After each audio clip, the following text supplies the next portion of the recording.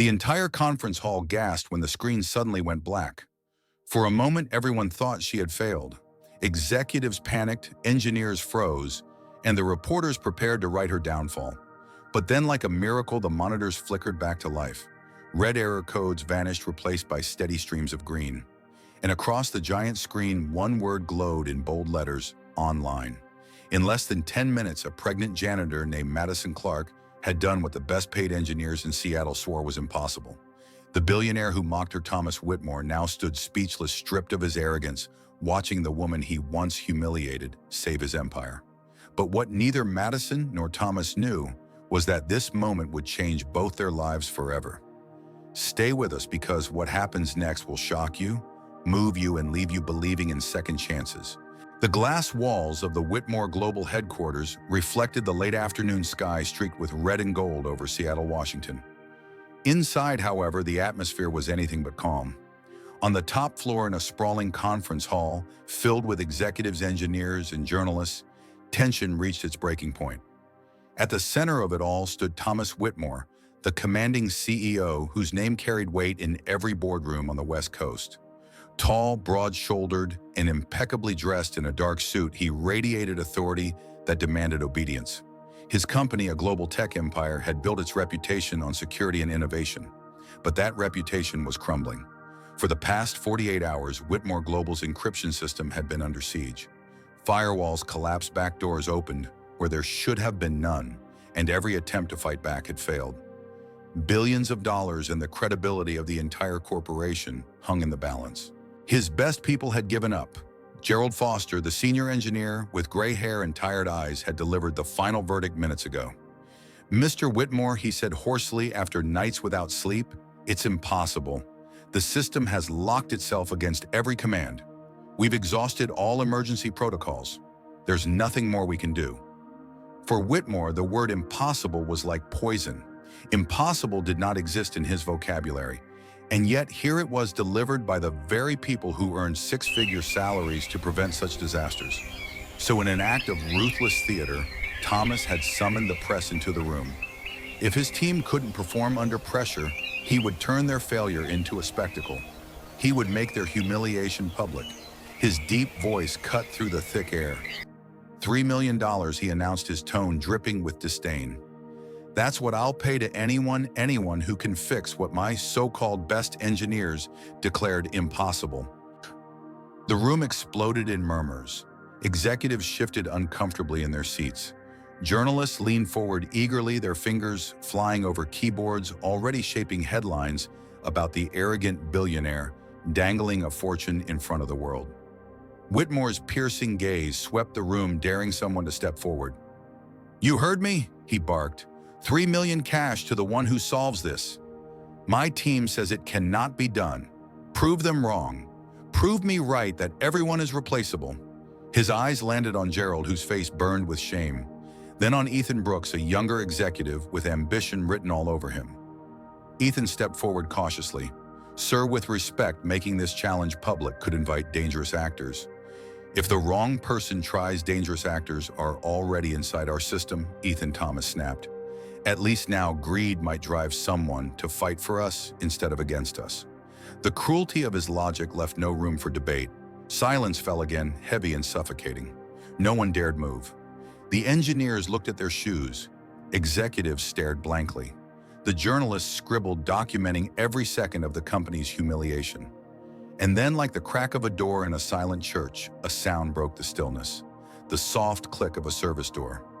Every head turned. From the back of the room, a figure stepped out of the shadows. A woman in a plain gray janitorial uniform, her rounded belly revealing a late-stage pregnancy.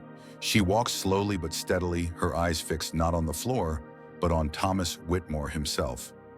Gasps rippled across the room.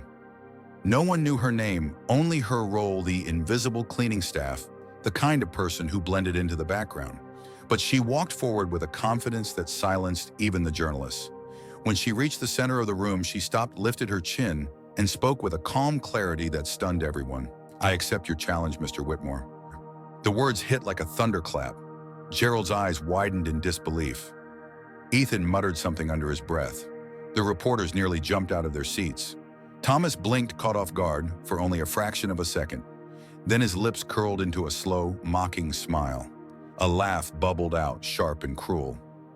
"You," he gestured at her uniform as if presenting a circus act. "A janitor. You accept my challenge." He looked around the room, inviting the others to share in his derision. Some executives chuckled nervously, eager to please their boss. Thomas wasn't finished. He leaned closer, eyes cold as steel. "Tell me, Miss Clark," she answered without hesitation. "Madison Clark, Miss Clark," he repeated with a smirk. "What exactly do you plan to do? Polish the servers until they work? Sweep the viruses out with your broom? Perhaps you'll scare the hackers away with disinfectant spray." The laughter from the back of the room stung like needles, but Madison didn't flinch. She stood tall, shoulders squared, her face serene. She waited for his mockery to subside, then simply said, "Watch me." The smirk froze on Thomas's face. The weight of her words, delivered without fear, cracked the facade of his arrogance. For a brief moment, he looked at her not as a janitor, not as a pregnant woman, but as someone who had just dared to challenge him in his own empire. He pointed toward the main workstation, a sleek glass desk with monitors glowing red from endless error messages. "Fine," he said coldly, his voice tight. "Show us your magic, Miss Clark. The stage is yours." A shiver ran through the crowd as Madison walked toward the terminal. Engineers parted to make way, their eyes filled with disbelief. A janitor was about to attempt what some of the best minds in the industry had failed to do. She sat in the leather chair that dwarfed her small frame, placed her hands on the keyboard, and closed her eyes for a brief moment. Memories of a different life flooded back, long nights in the computer labs at Stanford University, stacks of coffee cups, the thrill of solving problems no one else could. A life she had abandoned when her pregnancy forced her to walk away from her degree. She opened her eyes.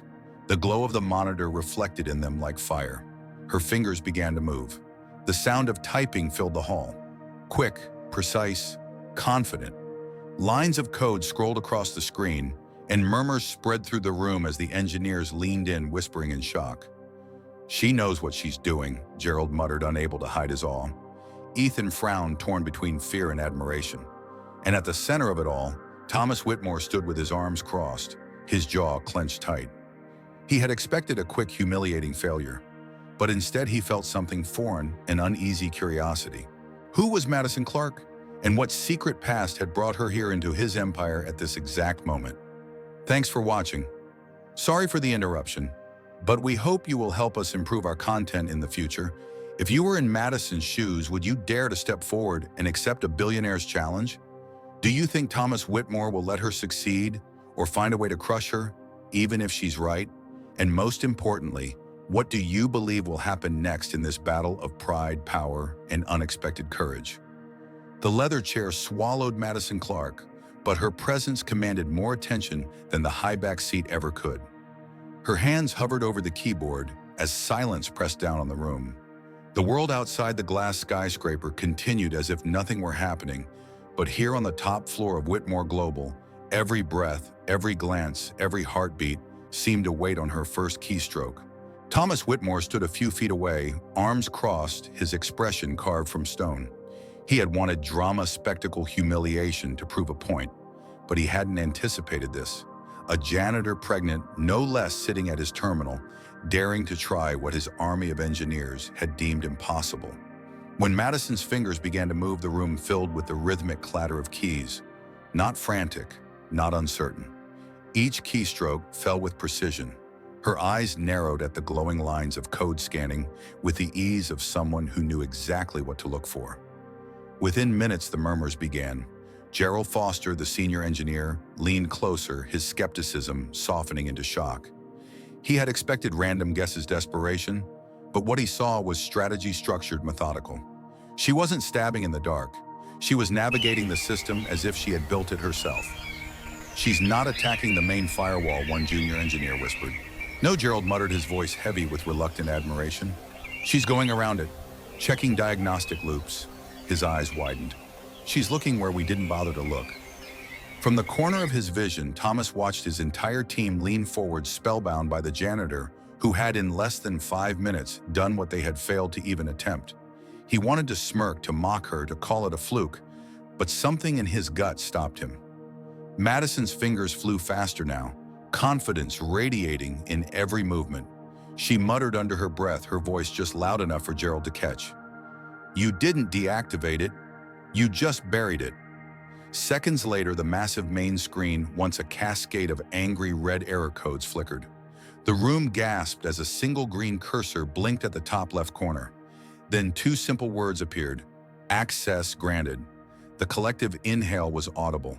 Engineers who had slaved for 48 sleepless hours stood stunned, their pride crumbling under the weight of the undeniable.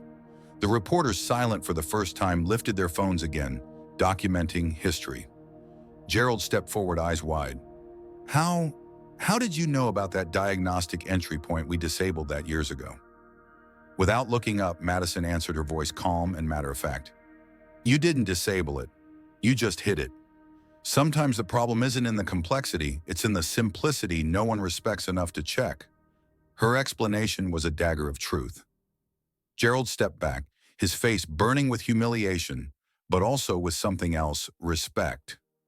Real, raw respect. Thomas's jaw tightened. For years, he had thrived on control, on being the most commanding presence in any room.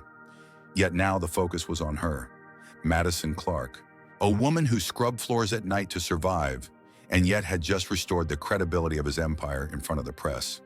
The cheers began quietly, a few claps from the back, then louder until the entire hall erupted in applause.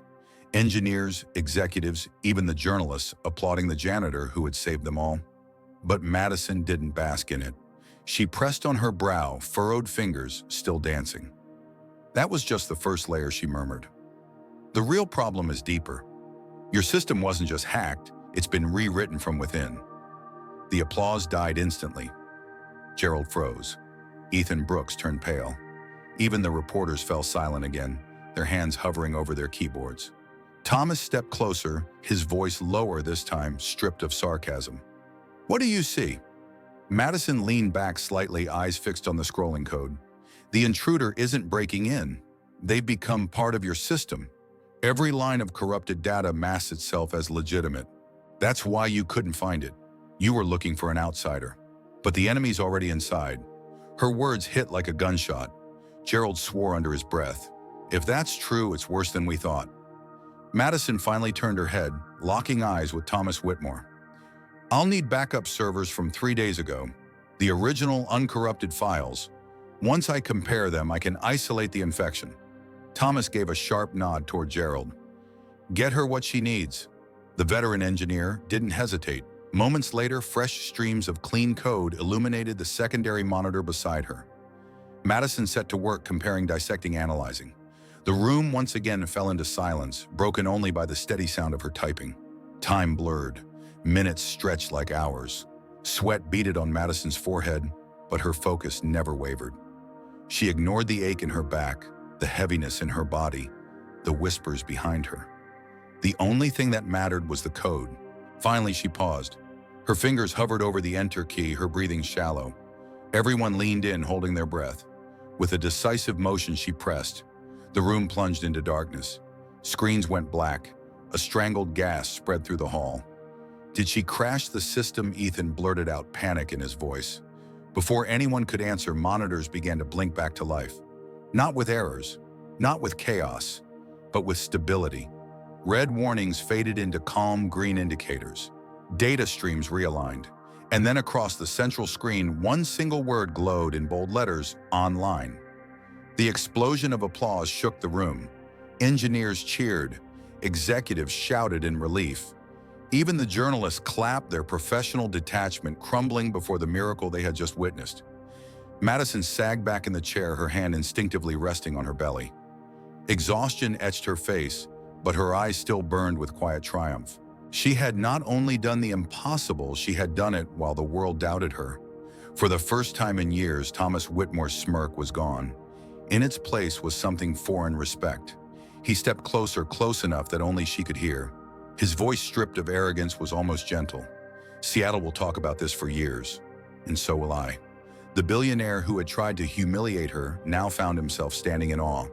And for the first time in his empire's history, Thomas wasn't the one in control. Thanks for watching. Sorry for the interruption, but we hope you will help us improve our content in the future. Do you think Thomas Whitmore will change the way he sees people after this moment? If you were Madison, would you accept the $3 million or demand something more permanent? Do you believe respect earned under pressure lasts forever, or does it fade once the crisis is over? The conference hall still buzzed with the echoes of applause when Thomas Whitmore gestured for the crowd to give Madison space. She stood slowly from the chair, every movement heavy with exhaustion, her hand cradling her belly. The room of engineers and executives parted for her as though she were someone of royalty rather than a janitor. For the first time in her life, Madison wasn't invisible. Thomas approached, his eyes unreadable. Reporters strained to hear what he would say, their cameras flashing. But instead of another theatrical announcement, Thomas lowered his voice. His words meant only for her. "You've earned every dollar of the $3 million I promised," he said firmly. "But money feels like the smallest part of what I owe you." Madison blinked, still catching her breath. "I didn't do it for you," she murmured, her voice quiet but strong. "I did it because the system had to be fixed. I did it because someone had to try." Her words cut deeper than any insult he had ever heard. For the first time, Thomas realized how hollow his empire of power and pride really was. He had built skyscrapers, commanded armies of the best minds, and humiliated people into obedience. Yet it was a woman everyone overlooked who had saved him, not with arrogance, but with courage. Later that evening, Thomas invited Madison into his private office, away from the flash of cameras and the roar of celebration. The city lights of Seattle twinkled beyond the glass walls as he poured her a glass of water and set it gently on the table in front of her. She looked out of place among the sleek leather furniture and polished wood, but there was something undeniable about the quiet authority she carried now. "Where did you learn to do what you just did?" he asked finally, his tone stripped of superiority. She hesitated, staring at the glass of water before answering. "At Stanford. I studied computer engineering. I was a semester away from graduating." She swallowed her hand instinctively, moving to her belly. "But life happened. My family didn't support me when I decided to keep my baby. I had to walk away. I had to survive." The words hit him harder than any boardroom defeat ever had. He had always believed sacrifice meant working late nights, losing sleep, risking fortunes. But this walking away from a future, from recognition, from everything she had built for herself, just to protect a child, that was a sacrifice he couldn't even begin to measure. "You should never have had to choose between your child and your dreams," Thomas said quietly. Her eyes lifted to meet his. "I didn't choose. My son was never a choice. He was my life. Everything else was just the cost." The honesty in her voice humbled him. For the first time, the great Thomas Whitmore felt small, standing in front of a woman who had given up everything, yet somehow stood stronger than he ever had. He leaned forward, his expression sincere. "Madison, I don't just want to hand you a check. I want you on my team. I want you to lead a new division, one dedicated to protecting this company from the very threats you just defeated. You have vision, skill, and resilience that can't be taught. Whitmore Global needs you." Madison's breath caught. For years, she had scrubbed floors and emptied trash cans, her brilliance hidden under a janitor's uniform. Now the man who once mocked her was offering her the very future she thought she had lost. But hesitation clouded her face. "I'm pregnant, Thomas," she said softly. "I'm alone. I don't have a degree. How can I lead a team in your empire?" His voice didn't waver. "Because you already proved you could. A degree is a piece of paper. What you did in that room today was worth more than any diploma. And as for your pregnancy, this company has resources. Maternity care, support programs, a future where you don't have to choose between being a mother and a professional. You deserve that chance." Her eyes filled not with weakness, but with the weight of hearing someone finally believe in her. Slowly she nodded. "If I do this, I do it on my terms. I will lead with respect, not fear. I won't become like you were in that room today." A ghost of a smile touched his lips. "Then maybe you'll teach me something I should have learned years ago." And just like that, a partnership was born, not built on arrogance or money, but on mutual respect. Weeks turned into months. Madison transitioned from janitor to director of cybersecurity, building a team that worked with passion and loyalty instead of fear. She mentored younger engineers, reminding them that brilliance could come from anywhere. And Thomas, true to his word, changed. Where once he barked orders, he began listening. Where once he humiliated, he began encouraging. His empire grew stronger, not because of fear, but because of a culture Madison helped him create. When the day came that Madison went into labor, it wasn't fear of failure or loss that consumed Thomas. It was hope. He waited anxiously outside the delivery room, pacing, praying in a way he never had before. Hours later, when the nurse placed a small, fragile baby boy into Madison's arms, Thomas was there. His eyes softened as he looked at the child who had already changed his life without even knowing it. Madison looked up at him, tears streaming down her face. His name is Noah. Thomas smiled, and for once, it wasn't the smile of a man who had conquered, but of a man who had been changed. "He's perfect," he whispered. In that moment, Thomas Whitmore realized something he had never understood. In all his years of building empires, money could buy anything except what mattered most: respect, love, family. Months later, on a quiet Sunday morning, Madison stood barefoot in her small kitchen as sunlight spilled across the floor. She heard laughter from the living room. Peeking in, she saw Thomas sitting cross-legged on the carpet, baby Noah perched happily in his lap, giggling as Thomas made silly faces. For Madison, it felt unreal. A year ago, she had been invisible, scrubbing floors in silence. Now she had a career, a future, a child, and a man who had chosen to stand by her side, not out of pity, but out of love and respect. She stepped into the room, smiling through tears. "You know," she said teasingly, "I think I won our little wager." Thomas raised an eyebrow. "Which one, that you'd save my company, or that I'd learn how to stop being unbearable?" "The second one," she laughed, leaning down to kiss him before scooping Noah into her arms. "Looks like you finally became the man you were meant to be." And in that sunlit room, surrounded by laughter and love, Madison realized that sometimes the greatest victories come not from winning millions, but from finding the courage to stand tall when the world tries to silence you. She had saved a company, yes, but more importantly, she had built a family. Thanks for watching. Sorry for the interruption, but we hope you will help us improve our content in the future. Did this ending make you feel hopeful for Madison's future? If you think everyone deserves a second chance, comment 100 down below. Tell us from which country are you watching this story today, and don't forget to share this video so more people can feel the hope too.